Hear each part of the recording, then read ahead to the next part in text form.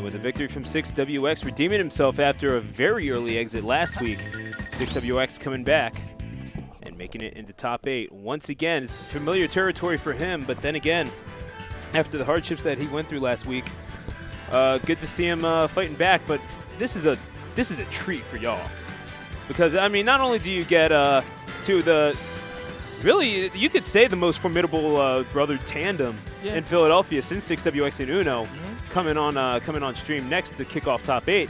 But I'm being joined by the man, the myth, the legend, Nana from Ghana. What's good, my man? What's good, bro? I appreciate the intro. And man, you are well deserving of it. And as we get things kicking off here at twitch.tv/Clash Tournaments, home of CodeName Bears, the 192nd edition of it, coming to you live from the laboratory in Hatboro, Pennsylvania. Going to get Enzo and JRX. Now, obviously a lot of to-do being made about these two brothers. Enzo, the number 4 in the region, some could say in line to move on up in the PR. We just don't know quite yet, but as one of the most consistent players in the region as of late, but going Daisy as he's seemed to have taken a break from Pokemon Trainer, but JRX consistent as ever.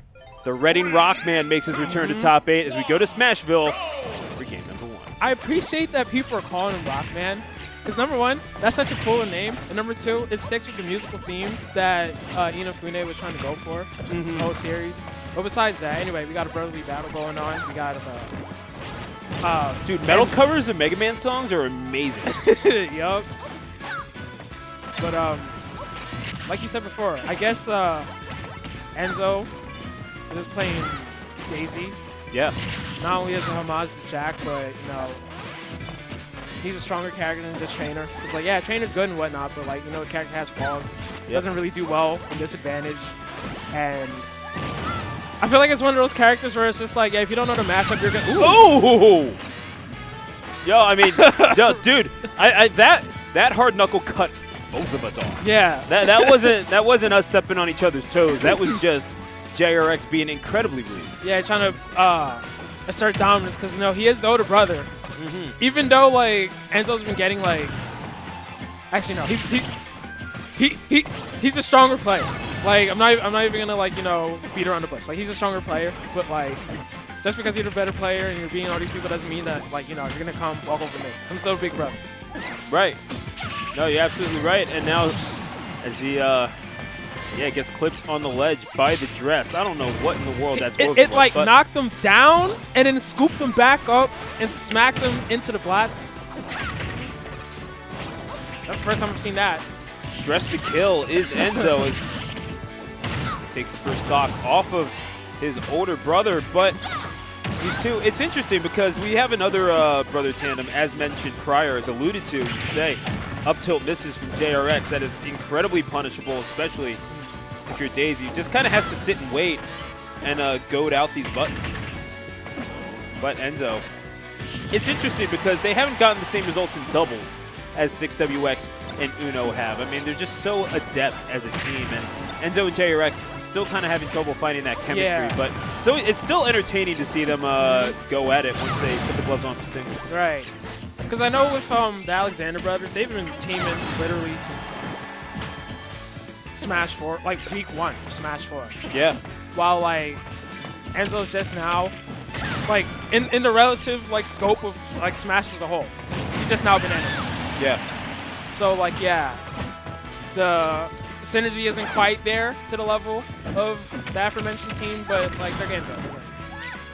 This is true. Experience being a big part of it, and Enzo, one of the winners of the Smash 4 Arcadians that we had here in the past year, a title that has suspiciously eluded JRX and is the neutral air. And that's much to the chagrin of Junior, because that was a big thing for him. It's like he wanted to win at least one Arcadian, came so close versus Dila, but got hit by the double Shoryuken. Yeah. I was actually at a wrestling show when I saw that. Oh man. Yeah, it was. I almost cursed into the microphone. Anyway, and that's why I'm not in the wrestling business. Either way.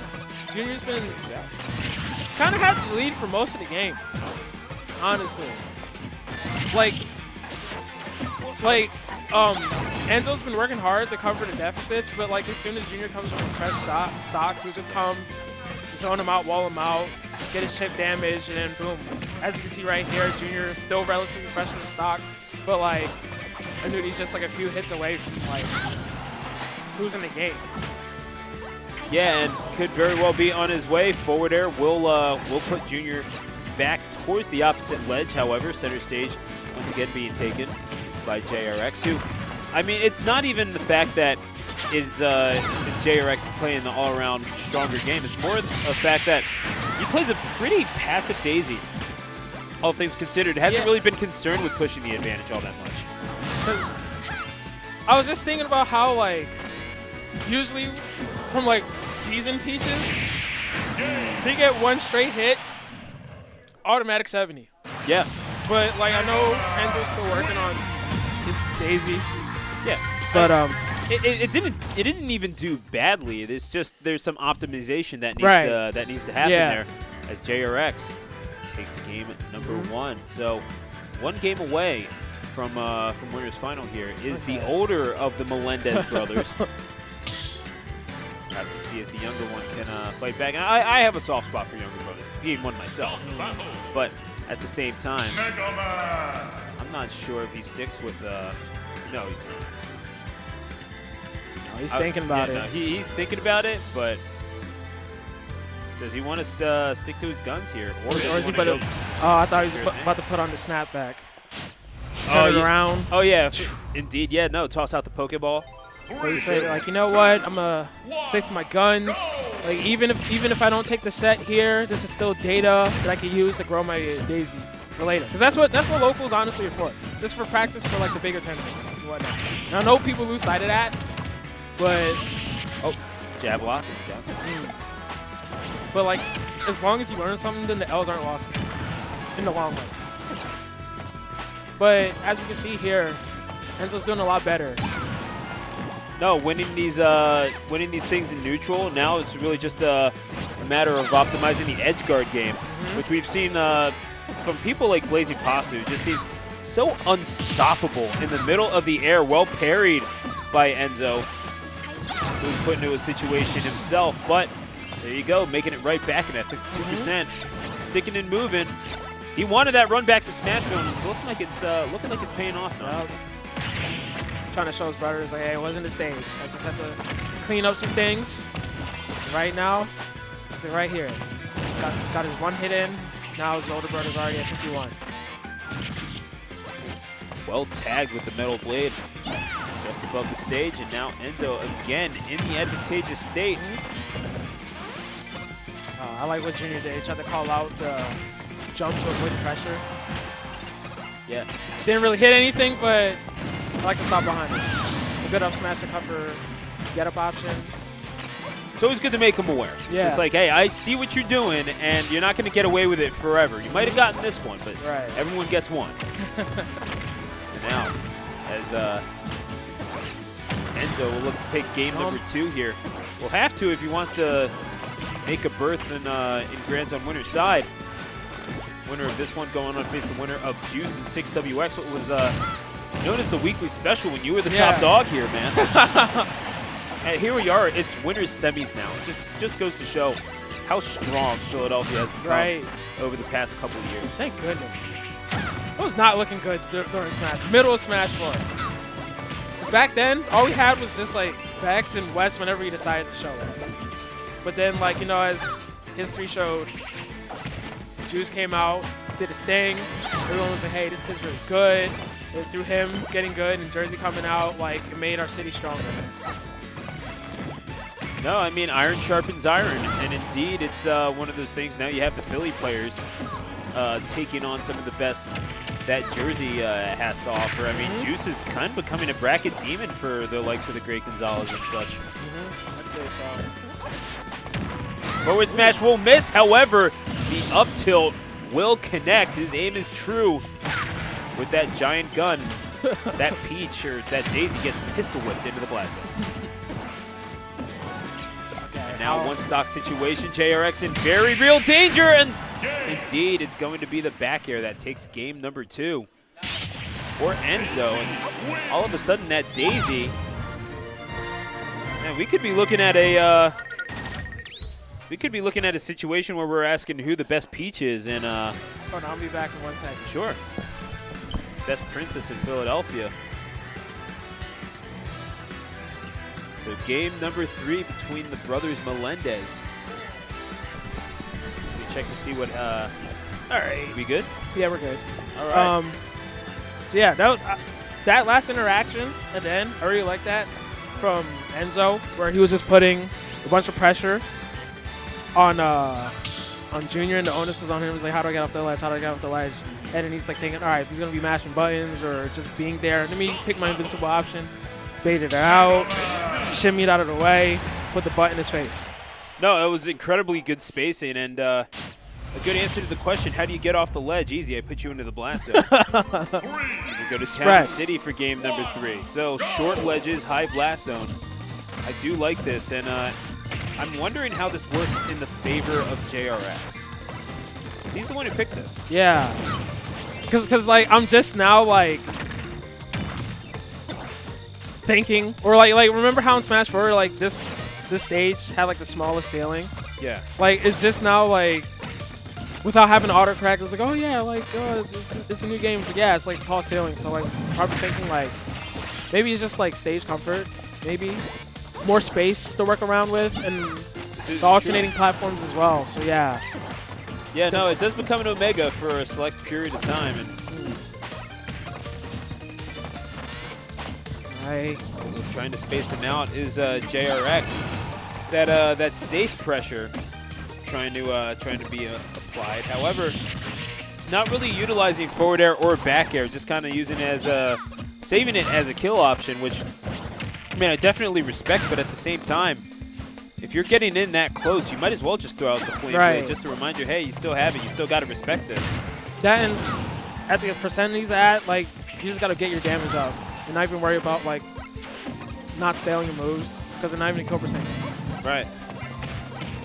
But right now, Junior's closing the deficit, even though that back air almost killed.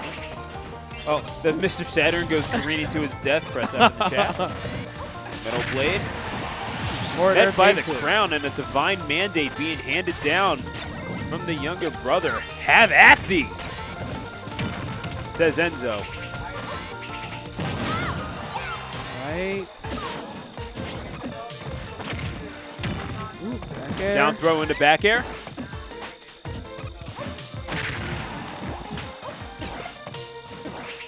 Force up. Now Nana. Good punish from Junior. Didn't quite kill though. Yeah, no, I mean, let's talk about this though. JRX all of a sudden in the driver's seat of this one as, not for long, obviously. Going to be put to 100% here. Yeah. But at the same time, still playing pretty impressively. Matchup is being slowed down quite a bit, which I would think favors JRX, but I'm not sure if you have a dissenting opinion on this. I don't know. I think, like, because I would think, oh, yeah, slow it down to, like, you know, play at my pace, but it's not even necessarily that, like, he's getting steamrolled by his brother. It's just, I don't know, he's just losing these interactions, and it's not really the best button placement or hit placement from Junior, like, right there. With the grab, press the button on shield, it wasn't safe, took a booty to the face. Oh, so he can have a shield. So we'll be Enzo looking to put the pedal to the metal and maybe put himself in a winner's finals here. He can take one more stock off of the older of the Melendez brothers. But now he's using more of these forward airs like he recommended. Yeah, and that's kind of the thing is I wonder if he had established this earlier instead of just kind of using it as sort of a panic option, because he's realizing every time Enzo's coming in, he's got that forward air. He's spacing it out perfectly, even though obviously the thing was nerfed quite a bit. The back throw will eventually get that kill. Yeah. And yeah, even though that forward air of Daisy's, excuse me, they basically took that crown and replaced it with a Burger King crown. Let's be real. But it's still pretty effective where it needs to be. It still has that sweet spot. It still provides quite a bit of knockback. Just maybe not quite the absolute wrecking ball that it once was. Either way, Enzo employing it just fine, and at 107%, JRX having a hell of a time making it back, although he does, but not without paying a heavy price. Because I've seen that, like, right before he took off the his brother's second stock, I was seeing a bunch of stray rock busters, and it was like, ooh, is that a misinput, or is he trying to go for a read? But, all right, now Junior gets a solid hit. Okay. Oh, I respect it, but that was a little too thirsty. I feel like he could have picked a more solid option. But he's slowly closing the deficit, so... Oh, all right. I see you. Trying to go for that shield break. That guy gonna put him off. Let's say keep him away. Yeah, no, get that Mr. Saturn out of here. With every fiber of his being, Junior chasing away the menace that is Mr. Saturn. And we will have no shield breaks on my watch. I saw what you did earlier on in CodeName Bears' life cycle. Dash attack is going to do it, and Enzo will win. Moving on to winners finals to face the winner of Juice and 6WX. Yeah, so as we take a look at the bracket right here, we definitely he's a cheater, says JR. Oh my gosh. I wanted to go out and edge guard so bad, but I was like, oh, gee. But would you rather lose because like you made an effort to make a proactive play, or would you lose because it's just like